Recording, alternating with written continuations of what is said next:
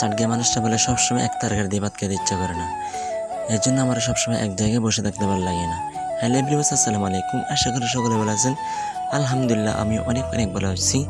Welcome to my another blog. আজকের ওয়েদারটা খুবই এক্সাইটেড, আমার জন্য খুব এক্সাইটেড, যা অনেক ভালো লাগতেছে। শুরু থেকে শেষ পর্যন্ত ভিডিওটা দেখে যাবেন, আর ভিডিওটা কেমন লাগে সেটা কমেন্ট বক্সে জানাবেন। কে কোথা থেকে দেখতেছেন সেটাও জানাবেন। আজকে আমি আপনাদেরকে দেখাবো আমাদের সমুদ্র সৈকতটা কেমন, কি যে সুন্দর, ওখানে কী কী আছে, কী গাছ আছে, এগুলো সবগুলো দেখাচ্ছি। এই যে দেখেন, এগুলো হচ্ছে যে আপনারা হয়তো সবাই চেনেন, এগুলো হচ্ছে যে জবা গাছ। বাংলাদেশের বৃহত্তম সমুদ্র সৈকত হচ্ছে যে আমাদের বাচ্চারা সমুদ্র সৈকত পয়েন্ট। মাসে 2 থেকে 3 বার আমার ট্যুর দিতে হয়, ট্যুর না দিলে আমার একদমই ভালো লাগে না। আর আমি আপনাদেরকে আরেকটা জিনিস দেখাবো, আমাদের সমুদ্র সৈকতে অনেকেই প্রশ্ন থাকতে পারে, ভাই আপনাদের সমুদ্র সৈকতে মাজার প্রজেক্ট আছে না, ওগুলো কই? হ্যাঁ ভাই, আমি আপনাদেরকে দেখাচ্ছি। দেখেন পিছনে যেগুলো দেখতেছেন, ওগুলো হচ্ছে আমাদের সমুদ্র সৈকতের পাশে যেগুলো প্রজেক্ট আছে ওগুলাই। আমাদের চারগে ভাষা বলে গোনা, বুঝছেন?